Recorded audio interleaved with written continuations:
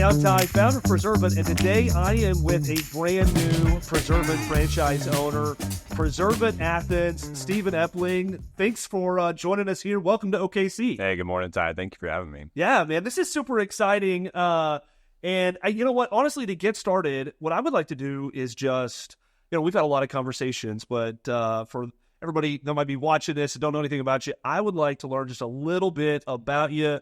What have you been doing? Family, where do you live? All that good stuff. Yeah, sure thing. So myself, my wife, and our two kids, we live out in Athens, Georgia. We got there by way of Oklahoma, actually. Really? So, yeah. So we've been all around, kind of zigzagged across from Texas originally, born and raised in Dallas. Met my wife there, and we decided we wanted to get out. So we moved to North Carolina for about a year, and then had an opportunity that brought us back to Oklahoma. So I was working for the University of Oklahoma. Okay. I was in marketing, so I was doing a lot of digital marketing for agencies, and then moved into the higher education space. And at OU, I was the marketing manager for our academic brand at the university. It was a lot of fun, kind of working across the organization with different departments, meeting their marketing needs for whether it was prospective students, alumni relations, just helping those different teams develop marketing materials and communicate their message to their different audiences. I had the ultimate goal of kind of returning back to school, getting my graduate degree. So I went to the University of Georgia. That's what brought us to Athens. Okay. I got my MBA there. I thought I wanted to go into corporate marketing, kind of like just build off that previous experience. It's funny how life takes you down different paths. I've been working for UPS, big brown, big corporation. Yeah, moving packages across the world. I've been in their corporate office in marketing again. That's in downtown Atlanta, right? It's in downtown Atlanta. Okay. Started around 2022. Things were still kind of hybrid remote, so had the opportunity to really just plant roots in Athens because we loved it. We fell in love with it when I was there for school, and I was able to kind of work hybrid out of Atlanta. But, the entrepreneurial itch, that's why I reached out to you. Well, no, that's what I wanted to, that's my favorite part of being a franchisor and kind of just being involved with that story of entrepreneurship with our franchisees. So, Stephen, take us back to when you decided, or that moment or day or whatever, you're like, you know what, I'm tired of corporate life. This isn't the path for me. I want to strike out on my own entrepreneurial journey. What was that moment? What was that thing that happened? Yeah, that's a good question. I mean, so it's probably about a year ago now. So I was about a year into my career with UPS. I like the team I was working with. I like the people. They're really smart, engaging. But ultimately, I was starting to realize like the impact that I had on the organization felt lost to me. Like I couldn't really see that one-to-one, the work that I was doing and how it was impacting our customers, down the line. I was just so disengaged from all that in our corporate office. And they do a lot of awesome work there. There's really smart people, but I needed for myself to see that direct impact and that direct feedback loop between the work that I was producing and the value that it was driving for our customers and for the organization. Yeah. And so I started exploring a lot of different things, was listening to a lot of entrepreneurial podcasts, picked up Harvard Business Review's, their entrepreneurship through acquisition, kind of a little guidebook thing. Just starting to consume and educate myself on what entrepreneurship looked like and what opportunities were available. And then, we got connected through a personal connection. Yeah, absolutely. Yep. So Devin connected us, and Devin's a longtime friend. He's in tech. I think, is he in maybe health? That's right. And hospital tech, right? Healthcare startup doing tech platforms for physicians and patient care. Yeah. So he's a friend of mine who's actually a neighbor of ours, and he introduced us, right? That's right. What was it about when Devin introduced Preservan, outside of just maybe the personal connection? What was it about Preservan that really kind of interested you? Like, that kind of seems like something I could do. Yeah, I mean, I've taken a personal interest in home care and home renovation over my life. I love looking at old homes. I love being in different cities and seeing the neighborhoods that are really established there and the character that they bring to their different communities. And so it's always been kind of a tangential hobby or interest of mine to just enjoy local architecture and homes. And so naturally it just it fit, right? Right. It was something that I could see myself doing day in, day out. And then getting to know the business model a little bit more and really the purpose and the mission driven aspect of it, where, you're really focused on offering a valuable service to your neighbors that helps them preserve the original character of their home. I was like, that's like so easy to root for. So it's like, I could really envision myself doing that, feeling good about what I was doing. And like, as someone who, just shared, I really needed some purpose behind the work that I was doing. I think that's kind of why I bounced around a little bit earlier in my career, trying to find that. It just made sense. It clicked. Especially after kind of that corporate time where you're like, I don't know what I'm doing even matters. Yeah. Then it kind of feels like, when you're working on a neighbor's house, it matters. So one thing, because people that might be listening to this or watching this, they don't know about Preservan. In your own words, what does Preservan do? Yeah, that's a great question. So Preservan, and you can correct me because you're the expert, really. So Preservan's using a epoxy solution to come in where there's wood rot found on a home, typically on windows, doors, maybe some other exterior fixtures, and that wood's beginning to rot away. That happens over time. It's a natural process where fungus has crept into that wood and it's starting to eat away at it. Preservan's able to come in with their technicians to remove that wood rot, to treat the wood so that it's no longer as susceptible to that. And then we're backfilling with an epoxy solution that's, imagine like kinetic sand, right? You're working this 2-part solution into kind of like almost like a Play-Doh, and you're able to put that back into the void that's been created by the wood rot. And our technicians are trained to be able to recreate the original character of wherever that wood rot had occurred. What that offers to the neighbor is, one, they've preserved their home. Like, they've kept the original character, whatever that window, door, fixture, it looks original to the home. From a value standpoint, they've, a lot of these folks, these neighbors have had, they've seen the wood rot, they're aware of it, but they've had, potentially like their best solution that they're aware of is replacement, right? Like, so they're calling up their local window dealers, they're getting a quote, and there's probably some sticker shock. Yeah, absolutely. Getting a quote for windows. And so Preservan really is coming in to help provide an alternative to that replacement. And there's tremendous value in just, like, frankly, the service we can provide for the cost that we provide it for. Right. It's a huge value to those homeowners. Yeah. Just off the top question, I was thinking of, as you're talking about working the product, and we've been doing training this week, and it's been really exciting to see you and Kyler, your first technician, go through the training. Let me ask you, how hard is it? Because I think a lot of people, when they are thinking about a home service business and, they got an MBA and they work in corporate America, right? They're like, I'm not really going to probably be able to do a home service. Or if I'm going to do a home service, it'd be like super basic, like just power washing something. Yeah. It's a little bit more, at least on the surface, sounds a little bit more complicated. Been training now, we're 3 days into training.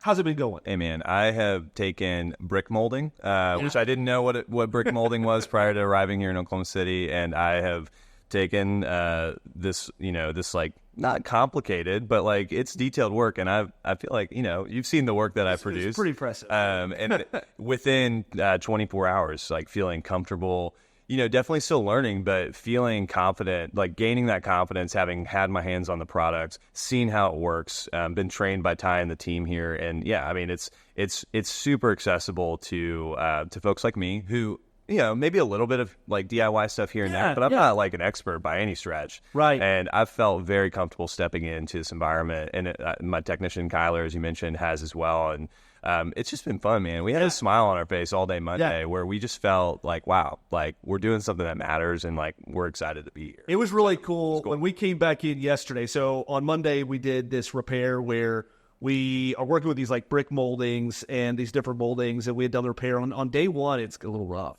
But then you come back in and you kind of do the sanding and the finishing and the carving, and you guys' repairs looked phenomenal. So it was really exciting. Just, I guess it's kind of an emerging franchise. It's always good to like, okay, it's still working. Yeah. Thanks, Ty. Thanks for the vote of confidence. It gives me hope going back as we'll be starting the franchise in earnest here in the next few weeks. Yeah. So it feels good to have that like confidence in the work that we're able to do, and like we say on paper, like, okay, we're going to provide this value to these neighbors, but like we feel like we can actually do the work now. So that's good. I feel good about it.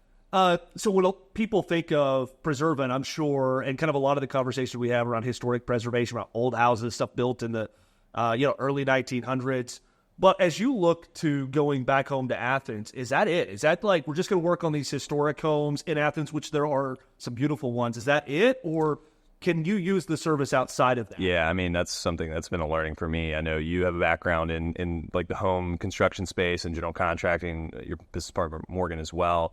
It's been a learning, like, right? Like, so no, like, is the answer. Right. It sounds like a lot of these homes in the territories that Preservan has thus far, they're 10, 15, 20 years old, right? Like, not that old, not historic properties. And, what I've learned from y'all is really the reason behind that is like, just there's like certain building materials or building techniques and construction techniques around these like windows and fixtures that just lend themselves to wood rot. And it's unfortunate because these homeowners who, they think I'm buying a home that was built in the last 20 years. This is going to last like another 50. But they run into these wood rot problems that are almost endemic, it seems like, to certain, styles of window or whatever. And that's like, it's unfortunate, but it's encouraging too, because it's like, well, yeah, we're not just limited to these homes that are built in the early 1900s. Right.